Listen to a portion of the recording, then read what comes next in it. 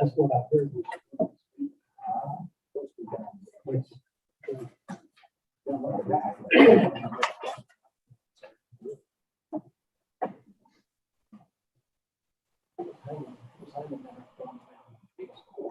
Okay, I think we'll get started here shortly. Got to make sure we have a quorum.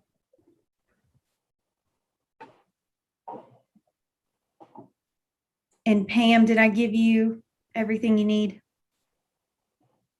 I think so. I've not tried to share screen, but Okay, it I should. have that option. Okay, great.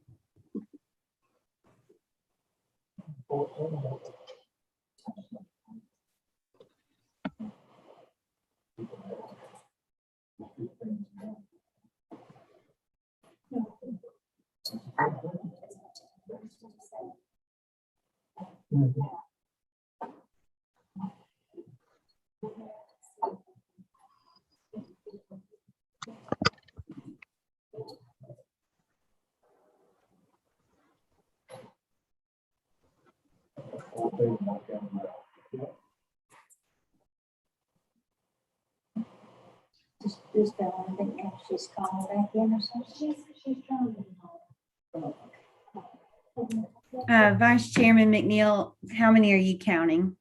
I've got 14, not counting Valerie. Okay, that's what I've got. Let's see.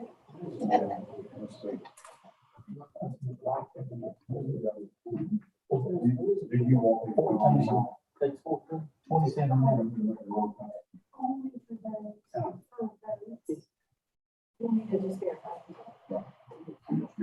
Actually, I have 15, not counting Valerie. Oh, yeah, 15 here. No, counting them. It's 50. Overall. Yeah. You got a good one. Okay, yeah, we got it. Let's do it. So we would start 7:03, June 21st, Executive Board meeting of High Country Council of Government. I will ask Donnie Riddle if he'll lead us pledge of allegiance. Commissioner Eddie Sanders, lead us in prayer.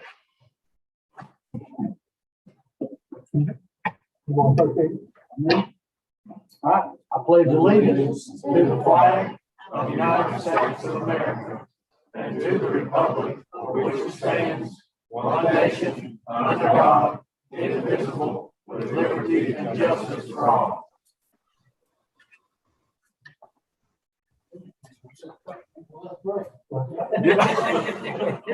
Got it back? Y'all pray with me. Lord, thank you for the breath of life we each enjoy here that you freely give today. We're so grateful and thankful.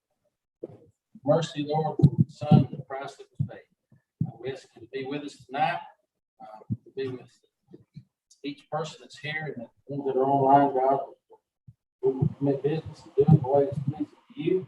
We're thankful for the leadership of this organization. We ask you to keep your hand on. Lead us, guide us, give us traveling grace as we leave this place. And ask God in Jesus' name. Amen. Thank you both. Vice Chairman McNeil, can you please roll call? Yeah. Let me get this message.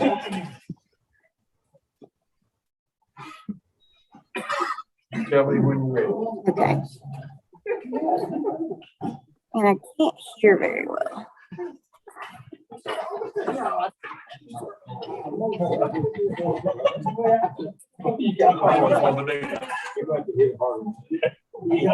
Can you guys hear us better now? Better? Okay. Speak now and see if they can hear better. Hello. Okay, can you guys hear Todd better now? Hello, hello, hello. Yes, I can hear very well. Okay. Now we can't hear that. Oh, shoot.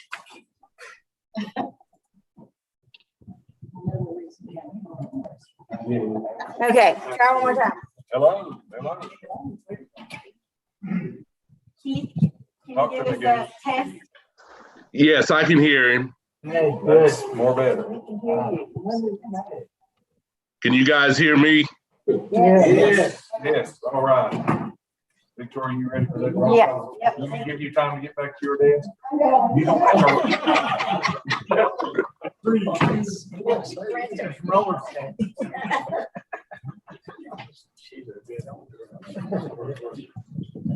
Okay, here we go. Roll call.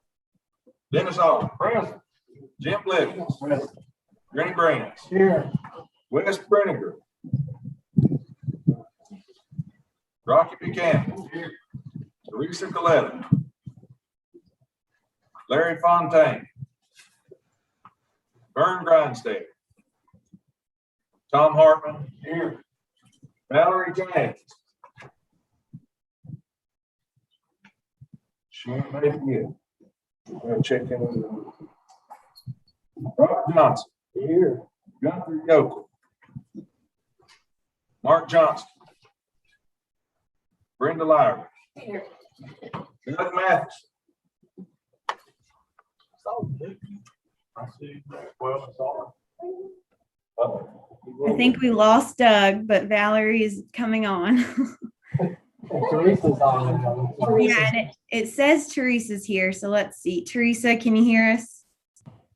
It's muted. She's muted. I'm asking her to unmute. Teresa, are you here? Should replace Valerie. Teresa, Valerie, stay here. No, Teresa said. She's muted. Valerie, you're muted.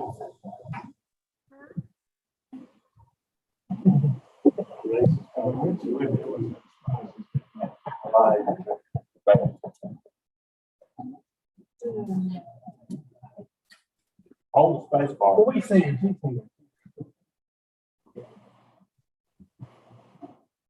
So what happened? Valerie, we can't hear you. Just give us a thumbs up that you're.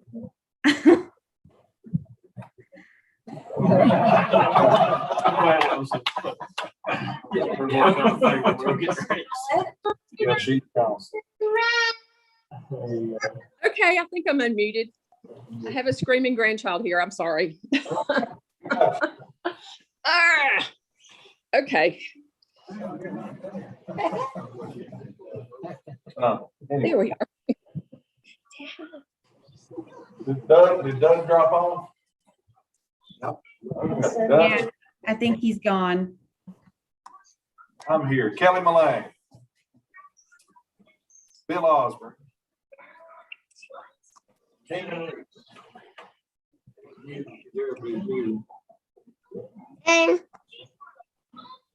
Kevin, can you hear us?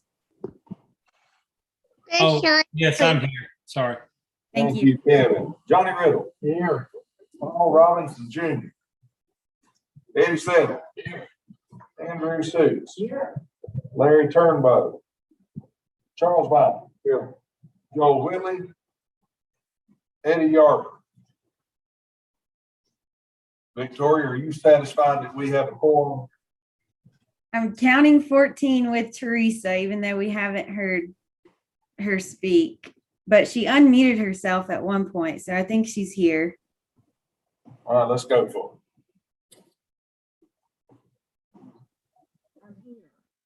The staff has painstakingly assembled minutes of the May meeting. The chair would entertain a motion for approval.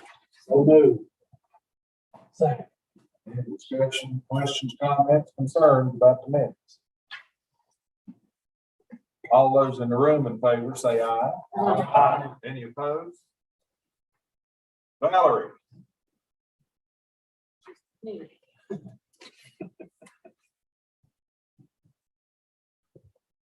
Give us a thumbs up. Oh my, okay, I approve, yeah. Teresa,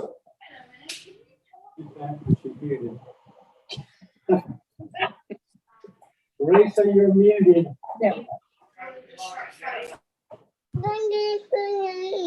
Teresa, can you, do you vote to approve the minutes?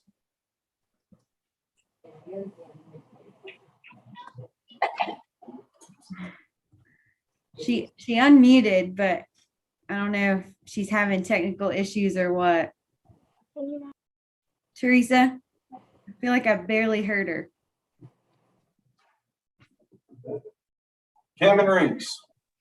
Yes. Okay. It passes. All right. Moving on to financial matters. We're blessed to have Julie Page, our finance officer, here to talk to us. Okay, so the financial highlights are for the close that period from the reserve. And right now, our expenditures today is $4,577,000, and our revenue is $4,461,011. Our budget is $7,785,140. And I know that we discussed in previous meetings that because of the expenditures, if we hit that with the budget amount, that we can drop below our unassigned fund balance of 16%. But I think that we have budgeted funds that we will not spend in this year that will be allowed to roll over into next year. So I think that we probably won't drop below that unassigned 16% this year. That's what we're believing, that we're in an expenditure where we will stay below that 16% for the unassigned fund balance. Our operating account is a little bit higher just because we got our agent in the last week of May, and that's $275,659. I always monitor that account and move to capital management trust, even though we're not earning a lot of investment income with North Carolina Capital Management Trust. But in that account, we have $1,152,255. So our total cash is $1,425,914. So I'll go over budget amendment number 6 in just a few minutes. But our end of year is coming up, as well as all of your local government functions you're aware. So we are hoping to have everything completed and posted by July 31st. We've already worked with our TPSA auditor, they'll be in. I've got to get all items to them by August 13th, so I've already put a schedule together, and I'm working with the department heads. We've been very good to work with this year to make the necessary budget transfers, journal entries. So we're on course. So hopefully we'll have everything to them by August 13th. They may be on site August 23rd, 24th, but they built this online model where we can hopefully upload everything. So they may be on site or they may not be on site. And then we hope to have everything finalized and to them by September the 8th. So right now, we're still hopefully not going to have any findings this year as well as what happened last year. That is my hope. And then budget amendment number 6. So this is the last budget amendment for this fiscal year. And the reason you're seeing a reduction in the federal funding for workforce and in their expenditures of $7,500 is because it's in Fund 5213, which is the National Emergency Dislocated Worker. And it's a decrease because of the COVID dislocated worker salary premium indirect due to the budgeting, and based on those funds, they're not available in WISE. So we had to reduce the expenses and the revenue by $7,500. So we wanted to make sure that we got that budget amendment in before the end of this fiscal year. And that's really all that I have. So if you've got any questions. Who's got anything for Julie? Here she is. You got questions? As per the advisory board's recommendation, I move that we accept this. We got a motion and a second to approve the financial highlights as of May 31, budget amendment number 6. Any discussion? Any questions? All in the room in favor say aye. Aye. Any opposed? All right, here we go. Let's do it again. They're all muted. Everybody get ready to unmute. Doug. Doug. Aye. Valerie, Aye. Kevin, Yes. Teresa,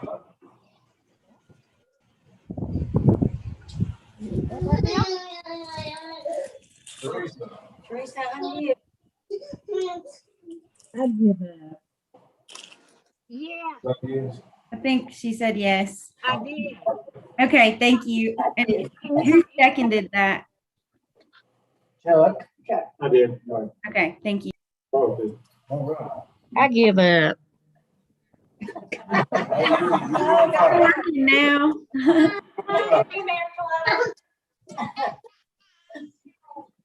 All right.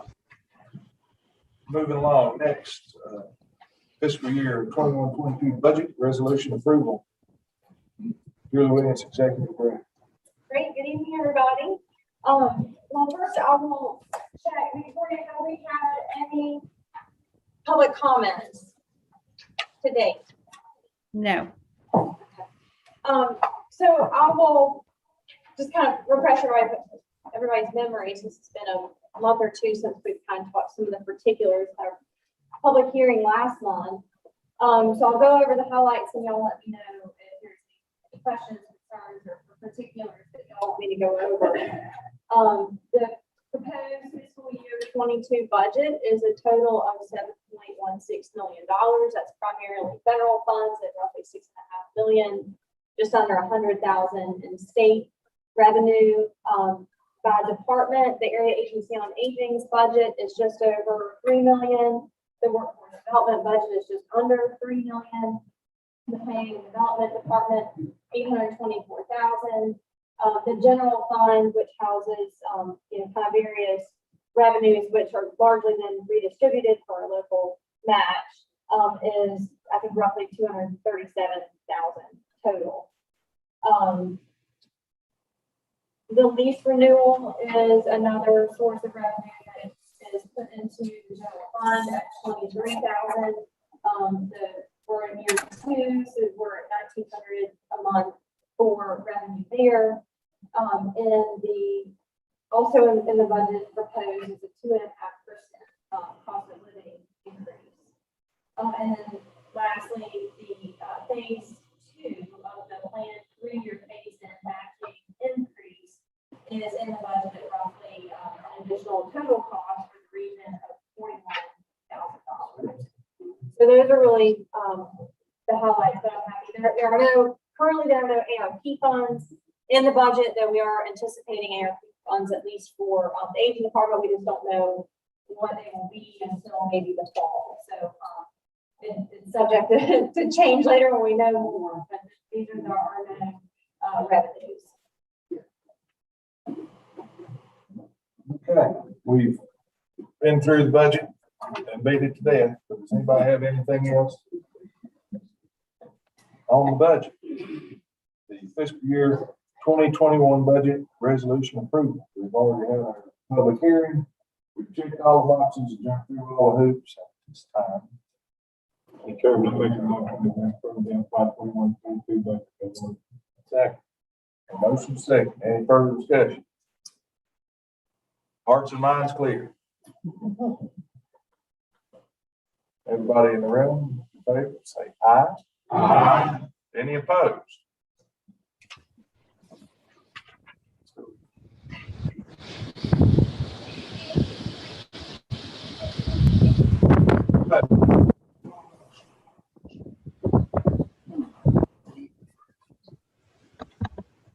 Everybody on mute. Valerie, I approve. Doug, Yes. Kevin, Yes. Teresa Coletta.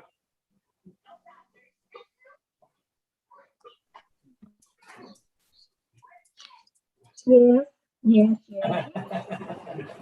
All I'm right. gonna sign out. Nobody can hear me. We got it. Thank you. I don't know what the matter is.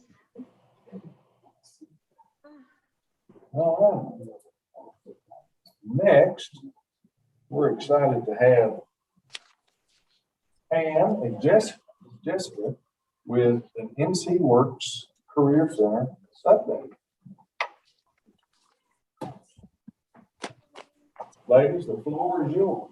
If I would, Mr. Chairman, I would like to introduce them. Pam Wilson is the NC Works Manager and the WIA Coordinator at Mainland Community College. She covers the areas of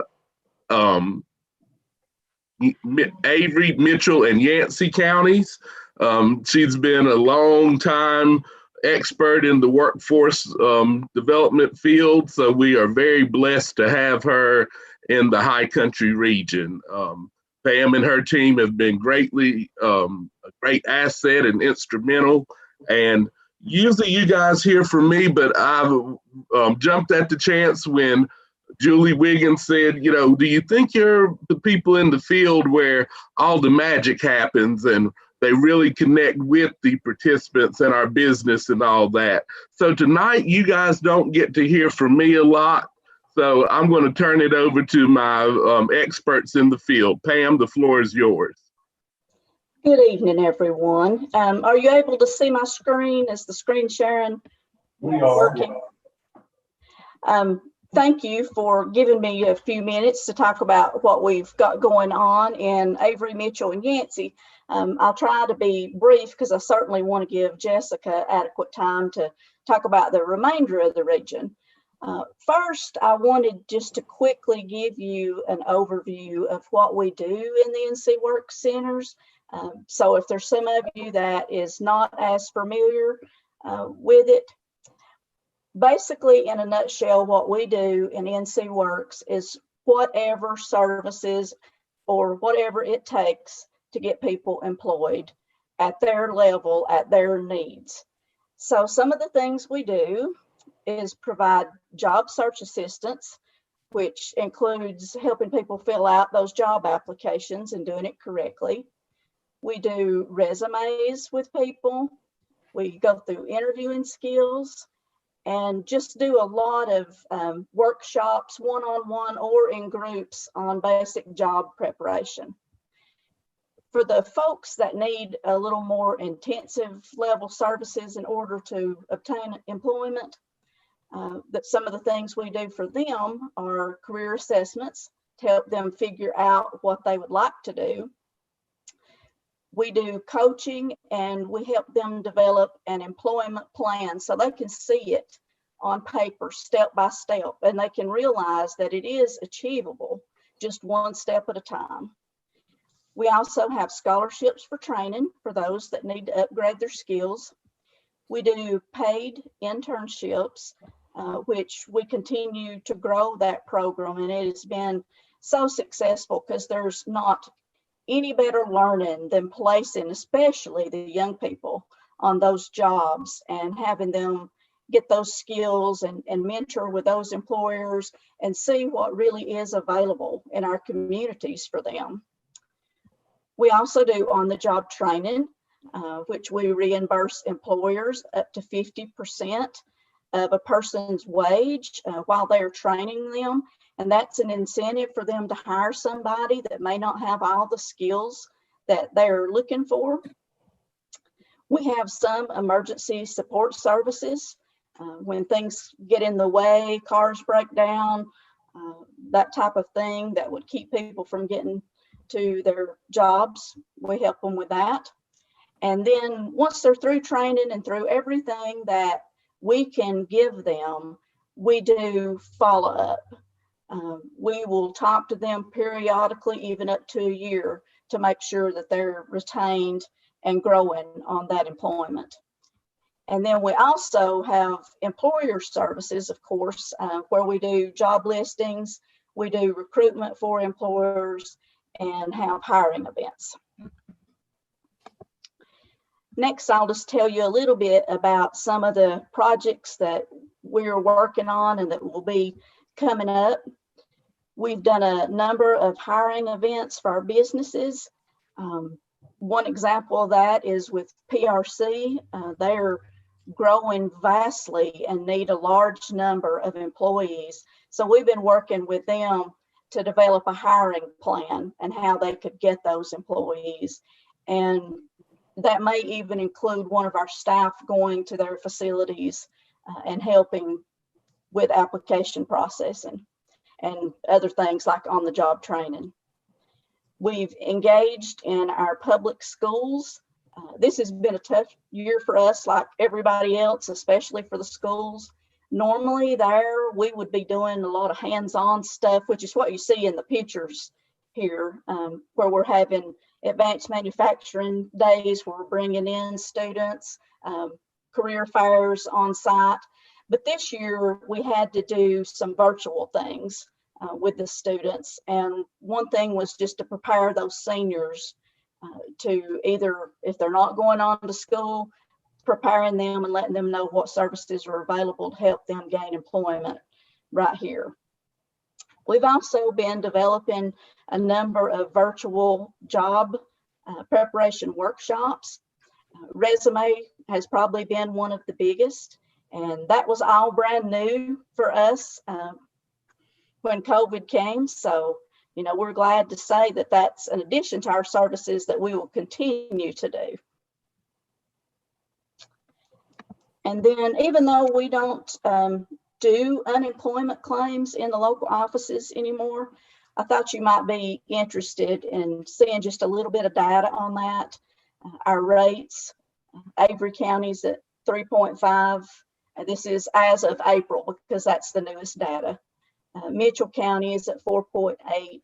Yancey is at 3.7. And there's been a lot of talk about people remaining on unemployment, and you have all these employers that are desperately needing employees. And that's very true. I've been out in the community and visited a number of our businesses, and they're really having a tough time.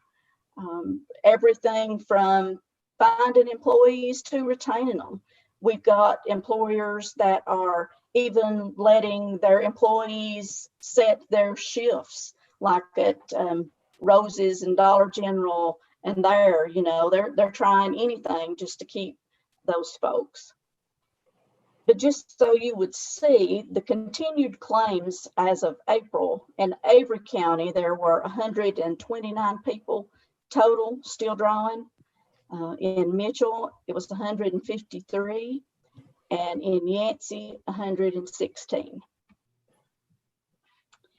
And then to finish up, I just wanted to give you a few little success stories because this is what is really important. This is why we do what we do.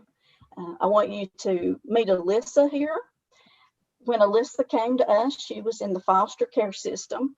She had lots of barriers, but really had a drive and a need to want to be self-sufficient and employed and gain new skills. So we placed her on a couple of internships, one with WWAMI. You see her pictured here. She's working with one of the children's programs there. She's currently at Cross North School doing an internship. And in just about a month, she is going to be finishing up her social work degree at ASU. So we're very proud of Alyssa and everything she's accomplished. Then I'd like for you to meet Faith. Faith was 22 years old when she came to us, and she has an extremely rare condition that affects her bone growth, her skin elasticity, and her healing abilities, as well as her heart. And she's always kind of been told that she wouldn't be able to do a lot of anything, but she really had drive and wanted to be in the healthcare field. So we were able to work with her and with the college to overcome a few barriers that she had and get her in the nursing program. Well, she graduated and she is now working at Johnson City Medical, making $22 an hour. So again, we're very proud of Faith, and that's what makes everything we do worthwhile. So does anyone have any questions for me before I give it to Jessica?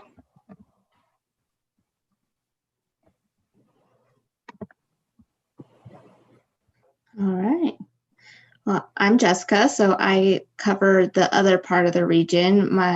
We cover Ashe, Allegheny, Wilkes, and Watauga counties. And Pam did a lot of legwork for me on what we do at NC Works.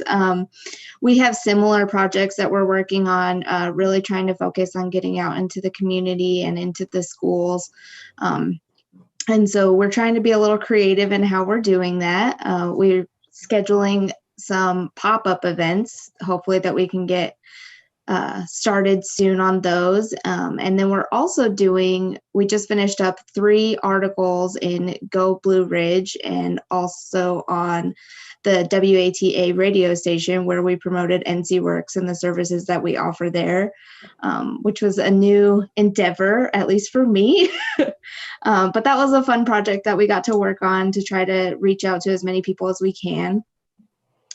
And then I wanted to also share with you guys a success story. I didn't even think to put her picture up here, but her name is Savannah Hendricks. And she went through the program. We had her almost the whole time for her RN degree for 2 years. And she was able to be enrolled as a dislocated worker and use funds for that to complete her schooling. And then she also received an FLG scholarship. And so she graduated this past May, and she now is working at Forsyth Medical in their med-surg program. So we're super proud of her, and we can't wait to get lots more success stories. My team is relatively new, starting back in October. So everybody's kind of up and running now. That's very exciting. And we continue to focus on incumbent worker as well. That's something that we've been working on over the past couple months. And so we just finished up our 3rd one. Actually, today we got the rest of the stuff turned in. So it's been a learning curve for us, but it's been very, very excited. And we have a great support team with Pam helping us out and Keith and his team always being there for us. So that's my short and sweet version of what we do. Thank you, Jessica. Members of the board, as you can see, it really emboldens us as to this is what makes the High Country Workforce Development Board and a great asset and makes us the best team in the region. As our motto has always been, better workers, better jobs equal a better economy. So, you know, at times you just hear, oh, you just go there to look for jobs, but it is truly the one-stop center that is a career center where you can look for jobs, but also you explore other jobs, and through the scholarships and taking people that have employment barriers, moving them off of employment barriers and making them successful in their careers in which they choose. So Pam, Jessica, thank you guys. Jessica failed to mention to you when she says that they are a new service provider. Pam and her folks would have been the WIA provider for about 30 some years. Jessica and them are with Goodwill of the Northwest, who is our new provider.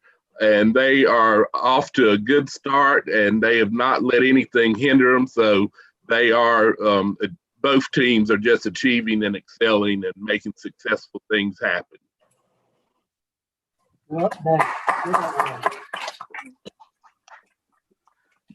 Mr. Chairman, that concludes the workforce report for tonight. Thank you guys for making my report look good today. Jessica, what is an FLG scholarship?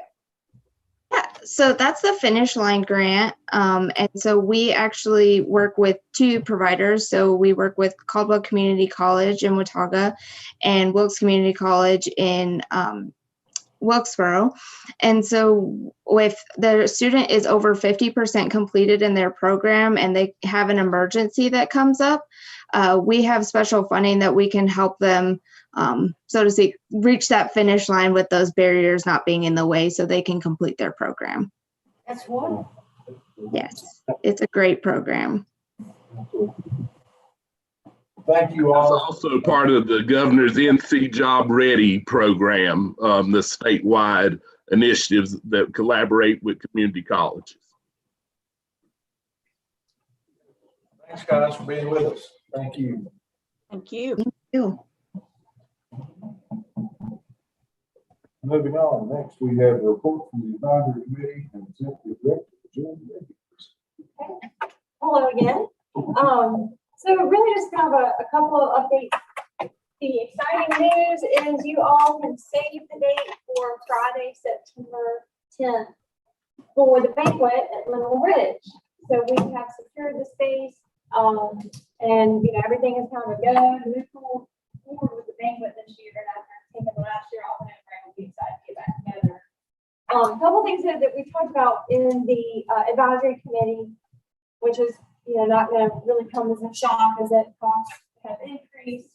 And working with Little Ridge, food costs, the room costs. They worked with us a couple of years ago on reducing their new costs, but we are held to that this year.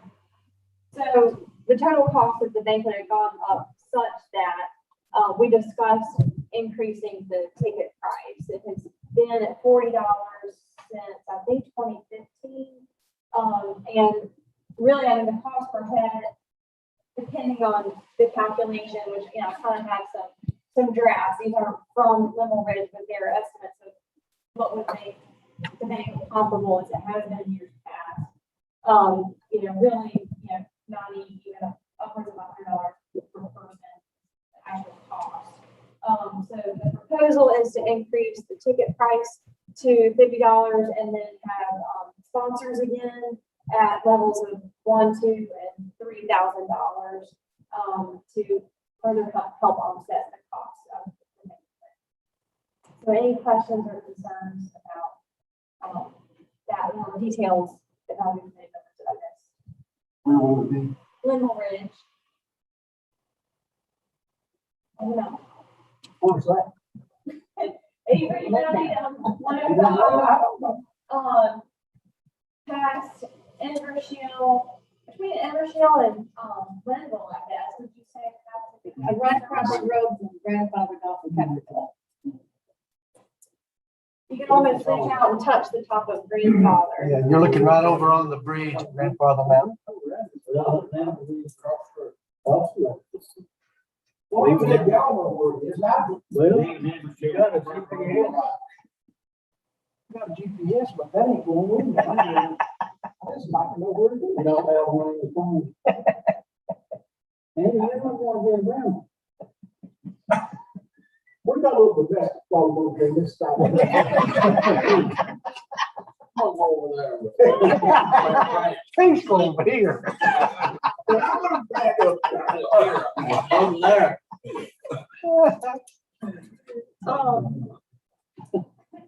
That's a great venue. And for you y'all that haven't been there before, I think I've been there 4 times or something. 5 times. But every time we go, it's amazing, the view. Standing out there on that deck, I mean, you're on top of the world. If you've been to Mount Mitchell, that's pretty close to the view you've got from up there. And then you get to go in and eat a fabulous meal. And while you're eating, they give out the awards, and it goes pretty quick while you're eating. So, it's a nice evening. It's really nice. And that's really the only way you get to go up there unless you know somebody. Like Miss Lyra is here. And I think a $10 increase in the price is modest and absolutely reasonable. Yeah. Be sure to shine your shoes.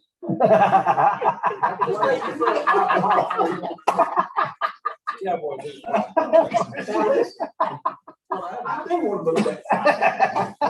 It's a pretty close, yeah. Oh, I'm cleaning it up.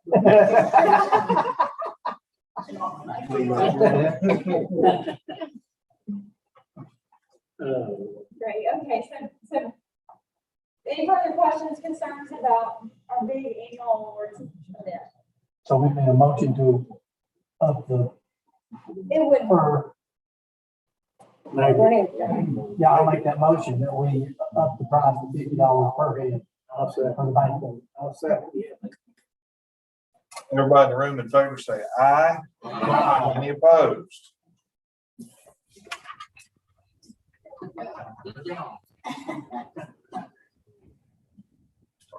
Kevin Reeves, Yes. Doug, Yes. Valerie,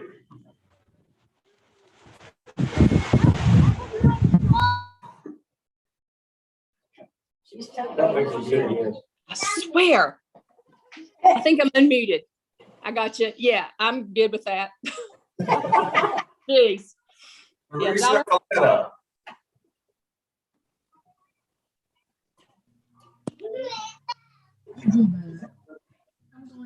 She said something. She said yes. all right. I think she said yes too.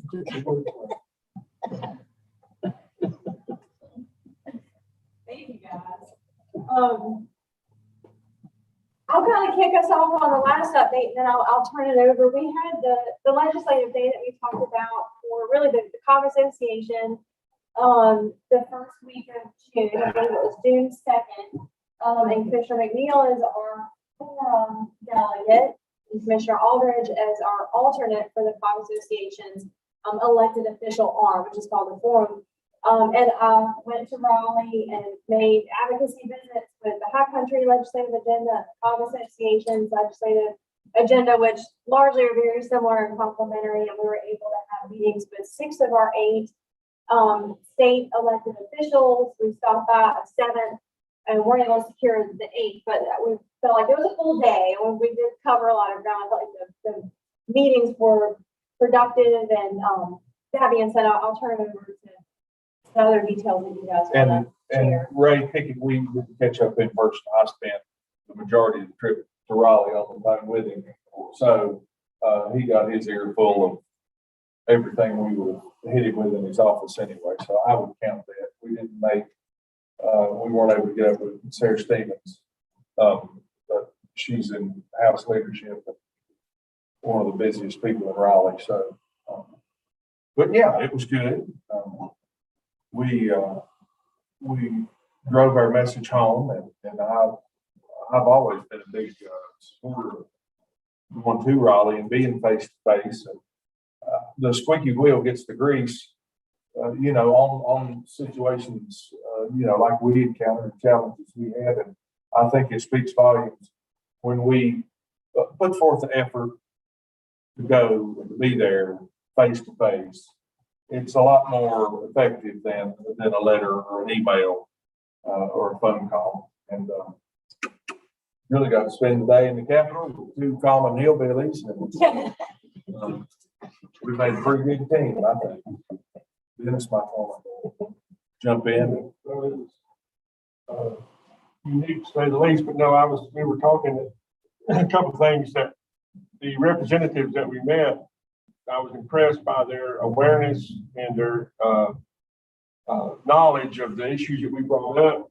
It wasn't anything like new to them, which made me feel good that there was some preliminary work on their part and some awareness of some of these issues that we brought up, which included some county, some city, municipal-based issues, and across the board. And the other thing I was impressed with was seeing how respected our legislatures were in Raleigh.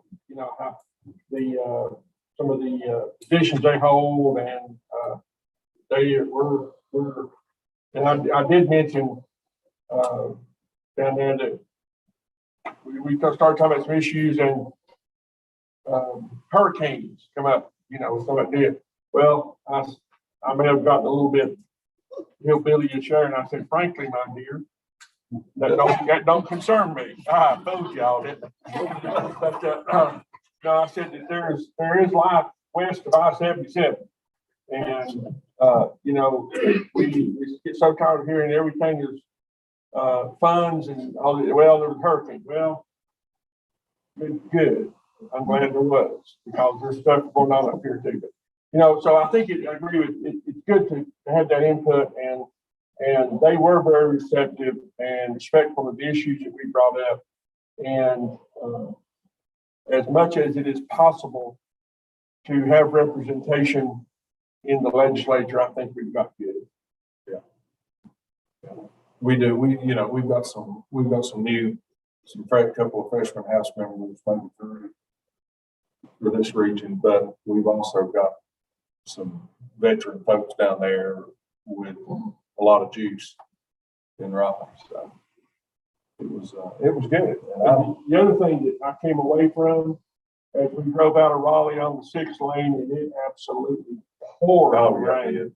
I mean, pouring water out of a boot, rain, and wrecks on Wade Avenue. I thought to myself, I ain't never gonna live down here. It makes you appreciate being up here so much. And I can fight that every day. Oh my goodness.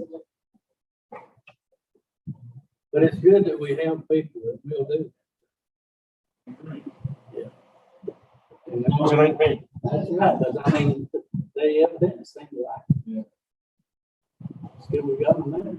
Yeah, we're gonna be. I'm with you on that.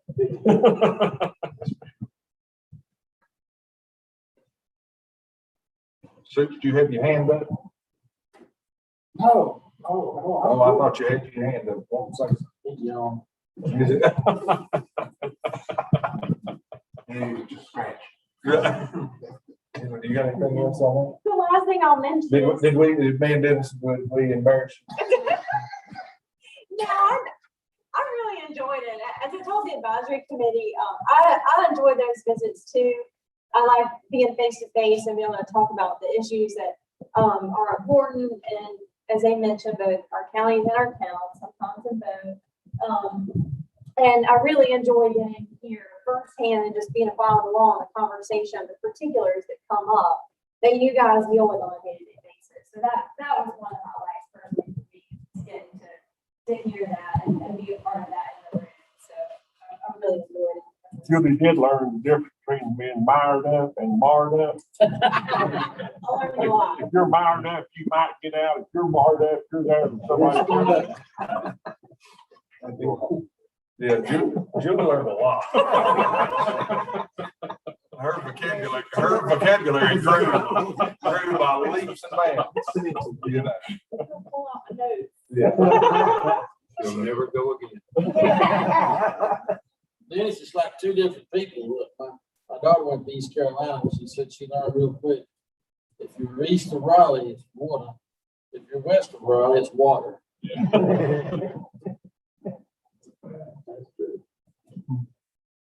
Last thing I'll mention is, maybe to some of you guys' delight, this is our last hybrid meeting. So July 1 will be 100% in person. I know y'all will all miss the roll call votes and the technology glitches, etc.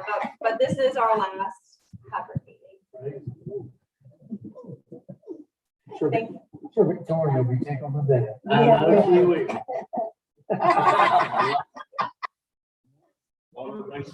Can you hear me now? Moving along, do we have any board member comments? Yeah, here's your chance. Valerie, do we have any comments from Carol? No, sir, I don't guess I have any.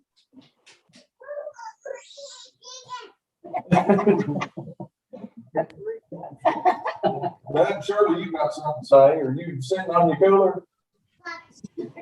I'm just down here living that McNeil life. You know, I got it made. Oh, man.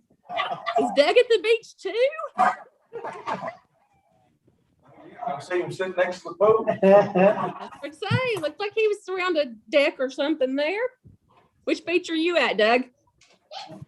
North Myrtle. Where did you say? North Myrtle? I'm at Perry North Beach. Myrtle. I'll come down here near Wilmington.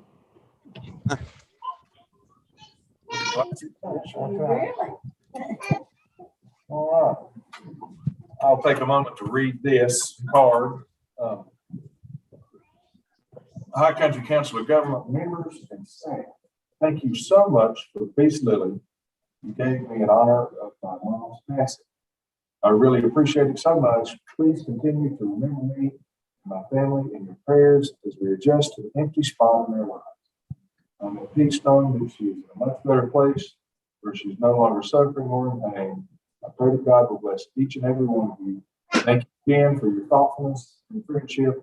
Love, Valerie, Vicky, and family. Family, Sandra, Aldridge, Howard. So.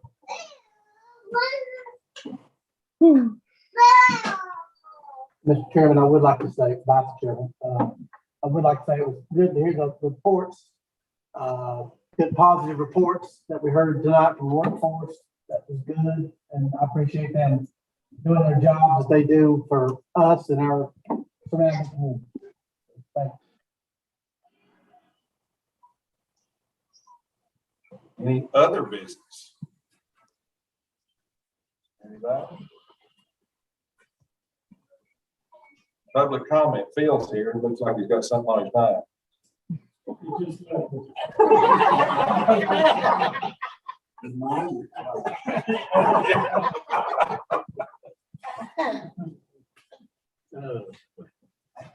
Victoria, do you have any comments on the computer? I do not. Since Phil forgot what he was gonna say, we will move on to the next and entertain a motion to adjourn. Second. Second, all in favor?